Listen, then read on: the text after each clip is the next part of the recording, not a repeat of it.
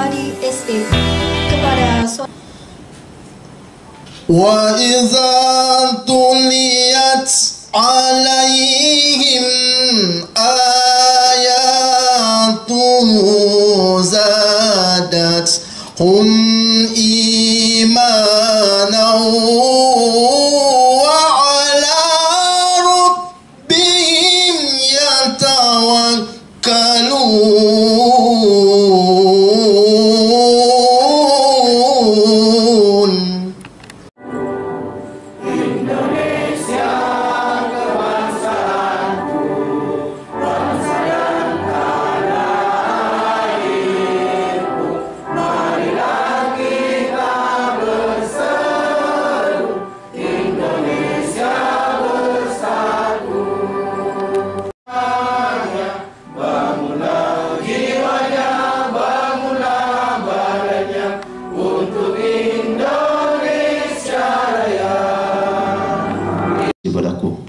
Amin. Bismillahirrahmanirrahim. Alhamdulillahi rabbil alamin. Hamdan syakirin, hamdan na'imin, hamdan yuwafi ni'mahu wa yukafi mazidah. Ya Rabbaka wa abwaba ni'mah wa abwaba rizqah wa abwaba al-quwwah wa abwaba as-sihah wa abwaba as-salamah birahmatika ya arhamar rahimin. Allahumma inna a'udzubika minal hammi wal huzni wa a'udzubika minal fajri wal qasli. Rabbana afrigh alaina sabra wa thabbat aqdamana. Allahumma adfa'anna al-ghalaa'a wal balaa'a wal wabaa'a wal fahsyaa'a wal munkar was suyuf al mukhtalifah. Menimbang dan seterusnya, mengingat dan seterusnya, memutuskan, menetapkan. Pertama, menetapkan nama-nama yang tertera pada lampiran surat keputusan ini menjadi pengurus Forum Komunikasi Taman Pendidikan Al-Quran Kabupaten Bone. Kedua, nama-nama pengurus tersebut dianggap mampu menjalankan tugas yang diembankan kepadanya. Ketiga, segala sesuatunya akan diubah dan diperbaiki kembali sebagaimana mestinya jika ternyata dalam surat keputusan ini terdapat kekeliruan. Ditetapkan di Watampone pada tanggal 10 Agustus 2020. Kepala Kantor Menteri Agama Kabupaten Bone, Dr. Haji Wahyudin Hakim MH, cap stempel tertandatangani. Bismillahirrahmanirrahim. Saya mohon pada hadirin semuanya untuk tenang dan mengikuti acara pengukuhan ini dengan hikmat. Bismillahirrahmanirrahim. Dengan mengucapkan syukur kehadirat Tuhan Yang Maha Esa atas rahmat dan taufiknya, pada hari ini Kamis tanggal 1 Oktober 2020, saya Kepala Kantor Kementerian Agama Kabupaten Bone dengan resmi mengukuhkan pengurus PPK Masa Bakti tahun 2020-2023. Saya percaya bahwa saudara-saudara akan mampu melaksanakan tugas dengan sebaik-baiknya sesuai tanggung jawab yang diberikan dalam rangka mewujudkan visi dan misi Forum Komunikasi Madrasah Diniyah Ta'miliyah dan Forum Komunikasi Taman Pendidikan Al-Quran. MDT ini dan TPK yang sama-sama saya hormati, saya muliakan. Alhamdulillah, hari ini kita bersyukur kepada Allah Subhanahu wa Ta'ala karena bisa hadir dalam rangka membicarakan tentang satu wadah yang telah diperjuangkan oleh ulama, ya. Jadi MDT ini sesungguhnya adalah warisan para ulama. Saya harus katakan sejujurnya seperti itu, bahwa Bapak Ibu yang mengelola Madrasah Diniyah Ta'miliyah ini adalah pewaris kegiatan para ulama. Sejujurnya sampai hari ini kewajiban kita adalah mempertahankan mengembangkan ya. Dan satu kesyukuran karena kita terpilih oleh Allah menjadi bagian yang bertanggung jawab terhadap perjuangan ulama terdahulu. Sistem pendidikan terdahulu itu tidak ada yang formal, semua adalah non formal, dan itu diperjuangkan oleh ulama kita. Pada kesempatan ini ada beberapa hal yang saya ingin sampaikan kepada Bapak Ibu semuanya. Yang pertama, bahwa MDT ini, Madrasah Diniyah Takmiliyah, ini adalah sebuah lembaga yang sangat strategis. Walaupun lembaga ini bukan lembaga formal, tapi izin operasionalnya formal. Tidak dikeluarkan oleh lembaga swadaya masyarakat, tidak dikeluarkan oleh yayasan, tidak dikeluarkan oleh pengurus masjid. Izin operasionalnya itu dikeluarkan oleh kantor Kementerian Agama yang ditandatangani dan distempel resmi negara. Dan oleh karena itu, saya berharap bahwa tidak hanya menjadi lembaga pendidikan yang lepas, tapi sesungguhnya MDT ini menjadi penggerak masyarakat yang tidak lepas dari pemerintah daerah dan Kementerian Agama. Lebih dari itu, saya berharap Bapak Ibu menjadikan MDT dan TPQ ini sebagai penanaman karakter dini terhadap nilai dan paham keagamaan yang moderat serta Islam yang rahmatan lil alamin. Ini kuncinya. Jadi walaupun kita non formal, tapi kita tidak bisa lepas dari bingkai itu. Dan oleh karena itu, kehadiran pemerintah daerah, kehadiran Kementerian Agama itu menjadi wajib. Jadi kita tidak boleh mendirikan lembaga non formal lalu menyatakan bahwa ini kan saya punya, kenapa mau ikut campur. Kalau seperti itu, saya pasti cabut izin operasional. Hari ini kita memperingati, tadi saya ikuti upacara Hari Kesaktian Pancasila. Luar biasa, mulai dari Presiden, Ketua DPR, Ketua MPR, itu memberikan sambutan bahwa tugas yang maha besar hari ini adalah mempertahankan Pancasila. Kita tidak mau lagi ada kegiatan MDT ini yang dianggap keluar dari pemahaman-pemahaman keagamaan yang moderat. Karena ada juga yang mempelintir program MDT ini, bahkan ada yang mencurigai. Ini kan tidak nyaman rasanya kalau ada yang mencurigai seperti itu, bahwa kegiatannya itu seperti kegiatan individu. Kenapa? Karena pengertiannya non formal.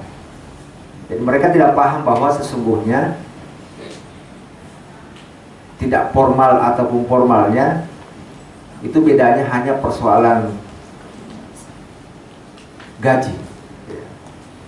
Tapi sesungguhnya yang paham, karena kita ini pasti paham semuanya, karena kita di dalamnya, kegiatannya sesungguhnya formal. Lembaganya yang tidak formal, tapi kegiatannya formal. Kenapa formal? Karena ini tidak akan bisa berjalan tanpa izin resmi. Izin operasionalnya itu resmi. Jadi kalau ada yang mencurigai ada kegiatan seperti ini, kelompok seperti berarti dia tidak paham. Bahkan di kementerian kita saja itu masih banyak yang apa itu madrasah. Lihat dia tidak paham. Di Kanwil saja, Kanwil agama itu tidak paham. Seksi ada yang menangani khusus tapi tidak paham. Saya 3 tahun di Kanwil tidak paham. Saya malah bertanya apa itu. Nah, ada ujian saya ditelepon-telepon, bisa tidak ikut ini? Maksudnya ada kegiatan yang tidak formal, tapi ketika mau ujian formal. Nah, saya kira seperti ini semuanya. Saya berharap bahwa ini adalah cikal bakal akan meningkatnya MDT dan TPQ di Bone ini pada hari ini. Saya berharap sejak dilantiknya Kasih Pontren yang baru ini, progres pendataan ini luar biasa. Saya baru tahu kalau MDT ini jumlahnya hampir berapa? 80-an ya. Banyak sekali. TPQ kita lebih 300. Tidak ada yang seperti ini di Sulsel. Kita luar biasa. Kalau di kabupaten lain 12, 16 itu sudah banyak sekali. Ada yang 22, kita sampai 80 dan itu data awal. Jadi sebentar berjalan semuanya. Kalau ini terus, saya berharap Pak Kasih Pontren, kalau ini berjalan terus menerus, maka pendataan ini, maka saya berpikir 1-2 tahun ke depan MDT ini menjadi satu organisasi pendidikan yang sangat besar. Saya melihat dari wajah Bapak Ibu semua, saya tadi kayak terharu gitu. Kenapa? Karena ketika saya tatap wajah ibu-ibu tadi, saya tatap ada yang sudah sangat senior saya, beliau. Itu saya sampai terharu, sampai sedih, bangga, bercampur. Kenapa? Karena masih ada orang-orang yang sangat senior mau terlibat di dalam kegiatan takmiliyah ini. Saya pikir Bapak Ibu yang sudah senior, yang dipikirkan itu adalah tinggal sholat saja. Ternyata luar biasa perjuangan teman-teman semuanya. Apalagi yang muda. Ini saya ingatkan yang muda-muda, sekali lagi di muka 5 tadi itu dijelaskan tentang bagaimana MDT ini menjadi warisan para ulama. Jadi doa kita adalah semoga ya Allah di hari kemudian nanti para ulama ini, ulama sufi ini bisa memberikan syafaat juga. Yang tentunya kita yakini mereka telah mendapatkan syafaat dari Rasulullah. Tadi Pak Ustadz membacakan ayat apa tadi tuh? Innamal mu'minuna allazina dzukirallah wajilat qulubuhum wa idza tuliyat alaihim ayat sadatuhum imanan wa ala rabbihim yatawakkalun. Ini luar biasa sebenarnya panggilan-panggilan ini hadir di MDT ini. Jadi pengajaran pendidikan non formal di usia dini ini, kalau usia dini kan enak sebenarnya komunikasi ke orang tua. Ketika orang tua kita ada di sawah, ada di kebun, tiba-tiba mendengarkan suara azan, maka dia tiba-tiba kaget. Kaget saya sudah cukup. Jadi alladzina idza dzukirallah wajilat qulubuhum wa idza tuliyat alaihim ayat zadatuhum imanan. Jadi ketika mendengarkan nama Allah disebut, kaget saja sudah cukup.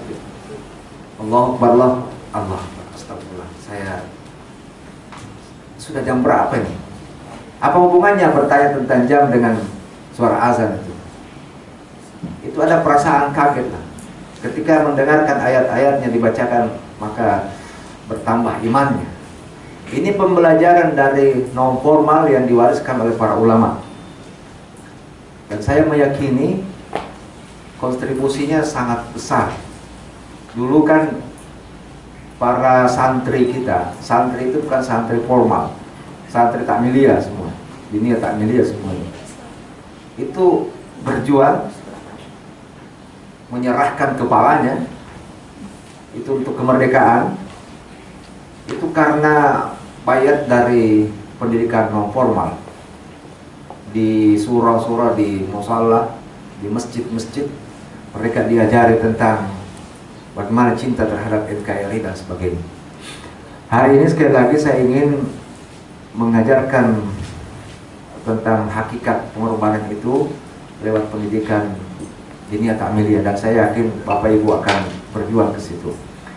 Itu yang pertama. Yang kedua, saya berharap ke depan, karena ini adalah forum. Forum ini kita jadikan sebagai sebuah wadah untuk menampung semua aspirasi. Jadi sekarang ini bukan zamannya gaya-gayaan. Ada orang yang kelihatan rapi, seperti saya ini rapi, pakai semuanya, aksesoris. Tadi ada rapat dengan Pak Bupati di Novena terkait dengan narkoba. Saya belum dimulai rapatnya di sebelah. Saya mau ketemu dengan pengelola MDT dan TPQ. Kenapa? Karena saya meyakini begini. Saya ini mungkin ibadah saya kurang. Waktu beribadah tidak sebanyak Bapak Ibu. Sehingga saya meyakini bertatapan dengan anak yatim saya sudah luar biasa itu amalnya. Apalagi bertatapan dengan pengelola anak yatim dan pengelola orang-orang yang setiap saat membaca Al-Quran. Saya bilang saya tinggalkan dulu diskusi tentang narkoba. Saya ingin tatap wajah Bapak Ibu semua. Dan hari ini alhamdulillah saya bisa menatap terutama ibu senior saya dulu banyak sering sama. Beliau kepala madrasah, saya juga kepala madrasah, sehingga alhamdulillah bisa sering ketemu. Nah, mari kita manfaatkan forum ini untuk menjadikan madrasah kita ini, TPQ kita ini semakin maju dan semakin meningkat. Pesan saya, kembangkan terus, jaga, jangan sampai ada yang keluar dari rel pemahaman yang saya jelaskan tadi. Kita beragama ini yang paling indah itu adalah berada di tengah. Jangan terlalu ke kanan, jangan terlalu ke kiri, dan tengah-tengah. Jadi di negara Timur Tengah itu agamanya satu, Islam. Tapi kenapa sering bertengkar? Ya. Saling membunuh, bukan hanya bertengkar mulut, saling membunuh, saling menembaki, dan bukan personal, kelompok. Kita lihat di Suriah hari ini bangunan-bangunannya mewah, jauh lebih mewah daripada Jakarta. Habis sekarang rata, tinggal puing-puing. Di mana orangnya? Ada di kolong-kolong reruntuhan itu tinggal. Makannya dari lumut-lumut batu sekarang. Meninggal per hari ratusan. Kenapa bisa? Tidak bisa lagi bertani. Tidak bisa lagi keluar kota mencari pekerjaan. Kapan keluar kota? Ditembaki. Siapa yang tembaki? Saudaranya yang bernama Muslim. Kenapa bisa begitu? Karena pemahaman. Kalau kita tidak kuat dan tidak saling menghargai terhadap keragaman ini, maka kita pasti akan jatuh dan menderita seperti itu. Ada satu daerah di Suriah itu sangat subur, tapi mereka tidak bisa lagi tanam padi, tidak bisa lagi berkebun karena ketakutan. Jadi mereka tinggal menunggu waktu saja untuk mati. Kalau kita tatap mereka berserakan tulang-tulangnya yang begitu kurus karena kurang gizi, kurang makan. Bersyukurlah kita ini yang hidup dan tinggal di negara yang sangat damai. Dan oleh karena itu kuncinya adalah mari kita menjaga keberagamaan kita. Saya berharap sekali lagi medan perjuangan kita ini adalah perjuangan terhadap paham keagamaan. Paham keagamaan yang moderat, serta sekali lagi Islam rahmatan lil alamin. Dan saya yakini itu ada sama kita semua. Jadi cukup kita mulai dari rumah tangga, mulai dari bone ini, yang tentunya biasnya nanti ke nasional, ke Indonesia. Terakhir, bersinergilah kepada pemerintah daerah, kepada Kementerian Agama dalam menjalankan tugas-tugasnya. Saya yakin ke depan kita akan sangat diperhatikan. Ya, tahun ini sudah mulai terasa. Ada bantuan, tapi tidak banyak. Mungkin tahun depan sudah banyak, insya Allah. Pemerintah sudah